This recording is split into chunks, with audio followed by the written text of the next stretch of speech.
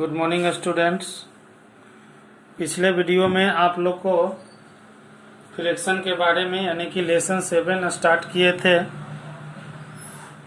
आज जो है आप लोग को लेसन 7 में ही आगे बताने जा रहे हैं और आज का मेन पॉइंट है सबसे पहले इक्विवेलेंट फ्रैक्शंस। इक्विवेलेंट फ्रैक्शंस किसे कहते हैं? तो इक्विवेलेंट का मतलब हो गया, इक्वी मीन्स समान, वैलेंट माने मान। तो वैसे फ्रैक्शंस जिनका मान समान हो उसे इक्विवेलेंट फ्रैक्शंस कहते हैं। इसका डिफाइन हम लोग इस तरह से करेंगे, टू और मोर फ्रैक्शंस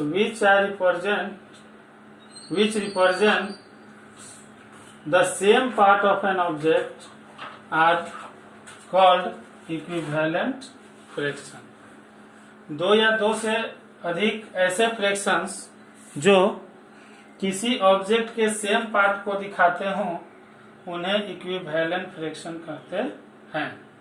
जैसे में यह एक ऑब्जेक्ट है जिसको हमने दो बराबर भागों में बांट दिया, तो 1/2, एक भाग को 1/2 कहेंगे। यहाँ पर एक ऑब्जेक्ट है, इसको 4 बराबर भागों में बांट दिए और 4 भाग में बांट करके 2 भाग को रंग दिए, मतलब हाफ, 4 का हाफ 2 होता है, तो 2 सेट कर दिए।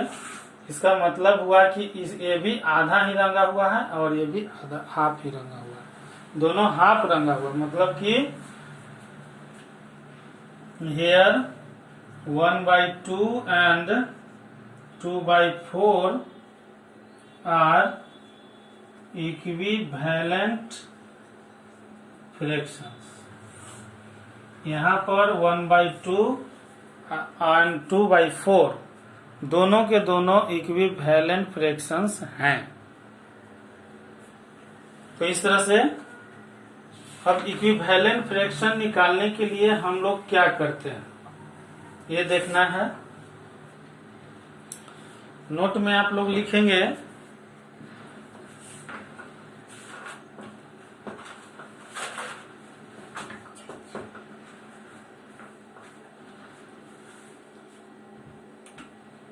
to find, note, to find equivalent fractions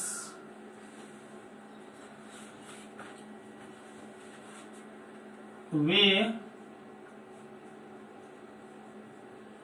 multiply the numerator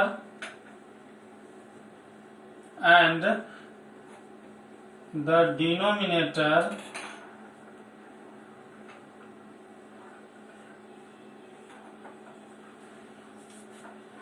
of a fraction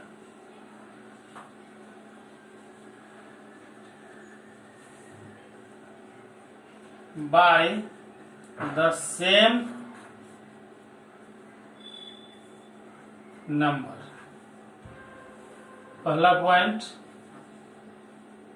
किसी भी फ्रैक्शन का इक्विवेलेंट फ्रैक्शन निकालने के लिए उस फ्रैक्शन के न्यूमरेटर एंड डिनोमिनेटर में सेम नंबर से मल्टीप्लाई करते हैं।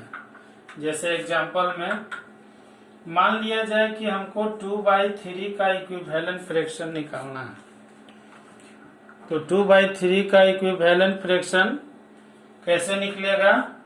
तो 2/3 के न्यूमरेटर और डिनोमिनेटर में 2 से गुना कर दिए, फिर 3 से गुना कर देंगे, फिर 4 से गुना करेंगे, फिर 5 से गुना करेंगे। तो इस तरह से हम जितना चाहें उतना इक्विवेलेंट फ्रैक्शंस निकाल सकते हैं। अच्छा, थोड़ा सा बैठो उधर। तो ये हो जाएगा 2 2 जा 4, 3 2 जा 6, 3 2 जा 6, 3 3 जा 9, 4 2 जा 8, 3 4 जा 12, 2 5 जा 10, 3 5 जा 15। तो इस तरह से ये जितने भी फ्रैक्शंस आएंगे ये सभी के सभी इक्विवेलेंट फ्रैक्शन कहलाएंगे। ठीक है। दूसरा point,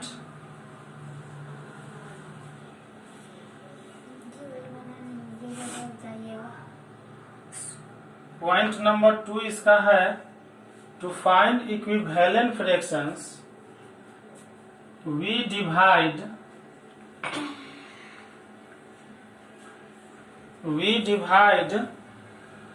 the numerator and the denominator of a fraction by the same number other than 0। यानी 0 छोड़ करके बाकी जो नंबर है उससे हम डिवाइड करेंगे। तो उसका एग्जांपल इस तरह से आएगा। मान लिया जाए कि 10/15 है, इसका इक्विवेलेंट हमें निकालना है। जब कोई बड़ा नंबर फ्रैक्शन दिया हुआ हो उसको छोटा करना है तो डिवाइड करके लाया जाता है, और इसमें पार्टिकुलर होगा। मल्टीप्लाई करके तो infinite number of equivalent fraction निकाल सकते हैं, बहुत सारे, लेकिन डिवाइड करके कुछ पार्टिकुलर ही लाया जा सकता है। जैसे इसमें 5 से डिवाइड कर देंगे तो हो जाएगा 5 2 जा 10 और 5 3 जा 15। तो इस तरह से 10/15 का इक्विवेलेंट होगा 2/3। तो इस तरह से दो तरह से हम लोग इक्विवेलेंट फ्रैक्शन प्राप्त करते हैं।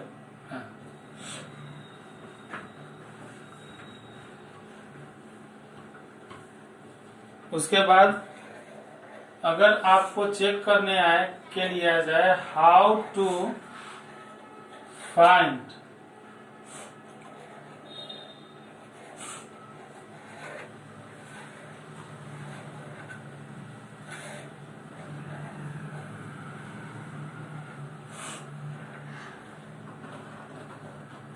how to check equivalent fractions। Equivalent fraction को कैसे चेक करते हैं, जैसे एग्जांपल में आपको दिया हुआ है। मान लिया जाए कि 3/5 और 6/10 दो फ्रैक्शन दिए हुए हैं, और इसको हमको चेक करना है कि ये इक्विवेलेंट हैं कि नहीं है। तो इसके लिए हम क्रॉस मल्टीप्लिकेशन करते हैं इस तरह से, यानी कि 3 में 10 से मल्टीप्लाई करेंगे 30 आ जाएगा, और 6 में 5 से मल्टीप्लाई करेंगे ये भी 30 आएगा। तो चूंकि यहाँ पर देख रहे हैं कि दोनों बराबर हो रहा है, 3 × 10 = 6 × 5, इसलिए 3/5 and 6/10 are equivalent fractions। अगर बराबर नहीं आया तो इक्विवेलेंट फ्रैक्शंस नहीं होंगे। तो इस तरह से आप चेक कर सकते हैं। ये पहला एग्जांपल हो गया। एक और एग्जांपल लेते हैं। मान लेते हैं कि 2/3 and 4/7 ये दोनों को चेक करना है कि इक्विवेलेंट है कि नहीं है। तो इसको भी उसी तरह से क्रॉस मल्टीप्लिकेशन करेंगे। 2 × 7 तो 14 हो जाएगा, और 4 × 3 तो 12 हो जाएगा। तो चूंकि यहाँ दोनों बराबर नहीं आया, 2/7 इज नॉट इक्वल टू 4 × 3, इसलिए 2/3 एंड 4/7 आर नॉट इक्विवेलेंट। तो इस तरह से इक्विवेलेंट है कि नहीं हम लोग चेक करते हैं। अब रह गया लास्ट में रिड्यूस करने के लिए। Simplest form of a fraction, simplest form of a fraction. Fraction का सिंपलेस्ट फॉर्म क्या होगा, कैसे निकालेंगे। जैसे एग्जांपल में मान लिया जाए कि 25/45 कोई फ्रैक्शन है और इसका हमें सिंपलेस्ट फॉर्म निकालना दिस वन। तो इसके लिए क्या करेंगे, तो न्यूमरेटर एंड डिनोमिनेटर में इन दोनों के एसीएफ से भागा दे देंगे। जैसे 25 और 45, ये दोनों का एसीएफ हो जाएगा 0, 2, फिर एक बार मिलाएगा 5, फिर कट गया। तो इस तरह से एसीएफ आया 5 से न्यूमरेटर में और डिनोमिनेटर दोनों में भागा कर देंगे। 5 × 25 और 9 × 45। यह जो फ्रैक्शन आया यह इसका सिंपलेस्ट फॉर्म हो गया। तो इस तरह से आप जो है एक्सरसाइज 7B बना सकते हैं। SW में एक्सरसाइज 7B का